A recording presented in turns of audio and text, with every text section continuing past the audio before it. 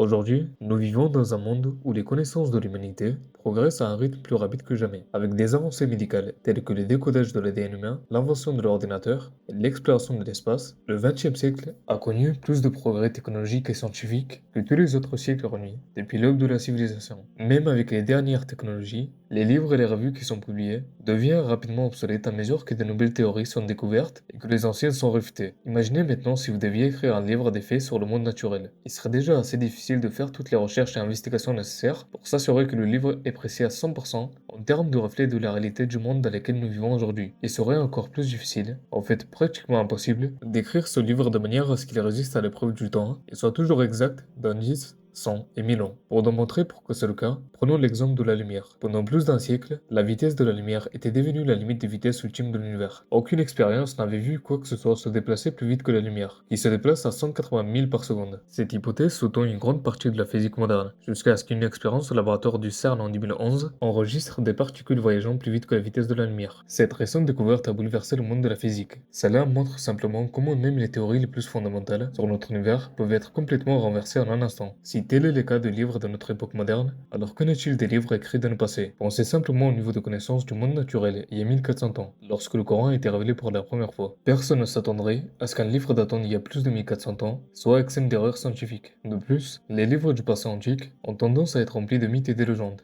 L'humanité n'avait pas la technologie dont nous disposons aujourd'hui et donc parvenue à de nombreuses conclusions erronées sur le fonctionnement du monde naturel. Les légendes et les mythes ont été inventés parce qu'il leur manquait un moyen d'expliquer scientifiquement le monde qui les entourait. Bien sûr, certains penseurs et philosophes de l'époque ont quand même réussi à faire des découvertes étonnantes, comme estimer avec précision la circonférence de la Terre, mais pour tout ce qu'ils ont eu raison, ils se sont aussi beaucoup trompés. Pourtant, quand on lit le Coran, on trouve une caractéristique distincte. Les descriptions du monde naturel dans le Coran semblent remarquablement intemporelles. Le Coran aborde différents niveaux d'intellect, à différents moments, et a toute une série de significations pour un mot particulier qu'il utilise pour décrire le monde naturel. Ces mots peuvent se rapporter à la compréhension passée et présente du monde physique, et ils peuvent également se rapporter à des significations non scientifiques. Ils peuvent être des idées spirituelles et morales. Voyons quelques exemples. وهو الذي خلق الليل والنهار والشمس والقمر كل في فلك يسبحون.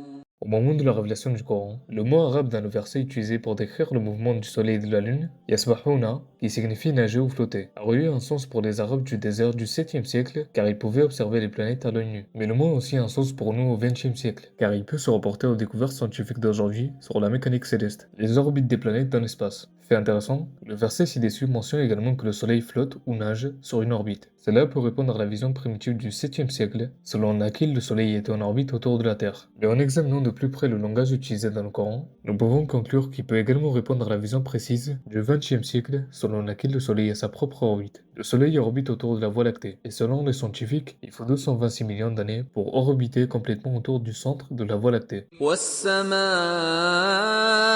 بنيناها بأيد وإنا لموسعون. Le Coran explique que Dieu a créé l'univers avec un pouvoir ou une force et qu'il est celui qui l'étend. Dans une perspective classique du 7e siècle, ce verset signifiait que Dieu a rendu l'univers vaste et nous a fourni de la nourriture et des provisions. Cela aurait été facilement apprécié et compris par les auditeurs du 7e siècle. Cependant, ce qui est remarquable, c'est que le mot arabe utilisé pour l'expansion, lamusi'un, signifie également que Dieu est en train d'étendre continuellement l'univers, ou qu'il a étendu. Ceci est étonnamment conforme aux découvertes modernes selon laquelle l'univers est en expansion. ثم خلقنا النطفة علقة فخلقنا العلقة مضغة فخلقنا المضغة عظاما فكسونا العظام لحما ثم أنشأناه خلقا آخر فتبارك الله أحسن الخالقين. Le Coran utilise le mot arabe alaqa pour décrire une étape de développement de l'embryon humain. Ce mot peut signifier une substance roulante, une sangsue ou un verre, un cahier de sang ou de sang au sens général. Les anciens médecins grecs et les anciens hébreux antérieurs à la révélation coranique ont également décrit l'embryon comme une substance adhérente et un cahier de sang. Donc, de ce point de vue, il est en accord avec la vision scientifique prédominante de l'époque. Le mot alaqa fait également référence à un verre ou à une sangsue. Ceci est parfaitement conforme à notre compréhension moderne de l'embryologie, car cette description du stade précoce de l'embryon en développement correspond à l'apparence externe et interne de la sangsue. Il est remarquable de voir à quel point l'embryon, à ce stade précoce, ressemble à une sangsue. Comme il n'y avait pas de microscope ou d'objectif disponible au 7e siècle, les médecins n'auraient pas su que l'embryon humain avait cette apparence de sangsue. Étonnamment, cette vie de l'embryon n'a pu être découverte qu'après le 15e siècle avec l'invention du microscope, plus de 1000 ans après le Coran. Bien que l'embryon à ce stade soit à peine visible à l'œil nu, il a à peu près la taille d'un grain de blé et les détails de l'embryon ne peuvent être vus sans microscope.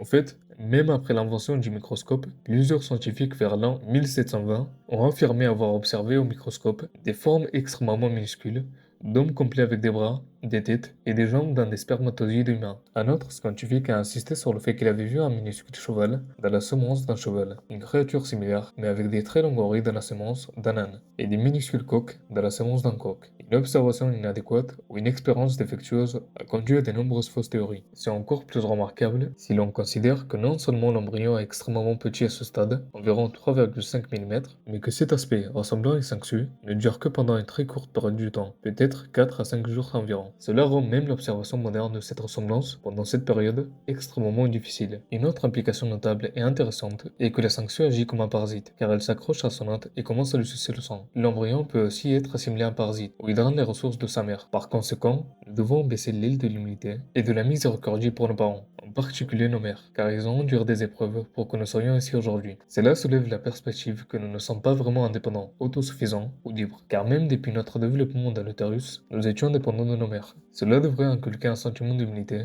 et une compréhension que nous sommes tous dépendants les uns des autres d'une manière ou d'une autre, et finalement dépendants de Dieu. La science a changé le monde. De la médecine aux télécommunications, la science a amélioré nos vies et notre bien-être d'une manière qu'aucun autre domaine d'études n'a atteint. En termes simples, la science élève continuellement nos vies et notre compréhension du monde et de l'univers. Ainsi, il n'est pas surprenant que beaucoup d'entre nous considèrent la science comme l'étalon de la vérité, ou comme le seul moyen d'établir la vérité sur l'homme, la vie et l'univers. Bien que la science soit phénoménale, elle ne peut pas répondre à toutes les questions. Il y a des limites et ne peut pas être notre seule façon de comprendre la réalité. L'affirmation selon laquelle la science est la seule méthode pour découvrir la vérité sur l'humanité, la vie et l'univers est fausse. La science ne peut pas prouver des vérités morales, comme ce qui est bien et ce qui est mal, et la science nous dit ce qui est, pas ce qui devrait être. En ce sens, la science est amorale. Ce n'est pas un moyen approprié de prendre des décisions morales, alors qu'il peut être utilisé pour soutenir nos décisions morales. Les choix éthiques sont au-delà de la science. Non seulement la science est limitée par son incapacité à répondre à toutes les questions sur la vie et la réalité, mais elle ne fournit pas non plus de certitude. La certitude n'est pas un mot que les scientifiques aiment utiliser à cause des processus d'induction. L'induction est un processus de réflexion utilisé en science où l'on tire des conclusions en passant du particulier au général. Voici un exemple d'induction. J'ai observé que frapper correctement un sac de boxe avec des gants de protection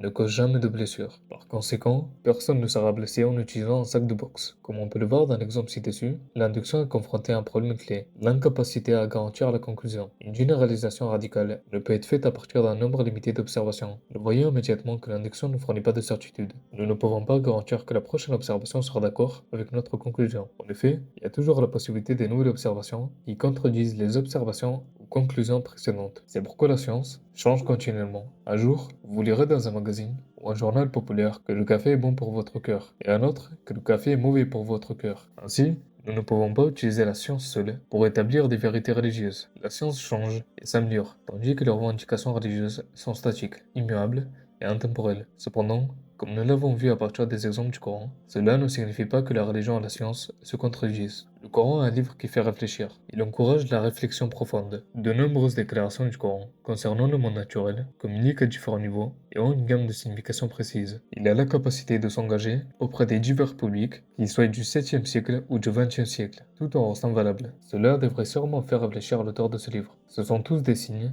qu'indiquent le pouvoir et la sagesse du créateur du monde naturel, que tout ce qui nous entoure n'est pas ici par hasard ou pour le divertissement, mais plutôt dans un but profond et noble.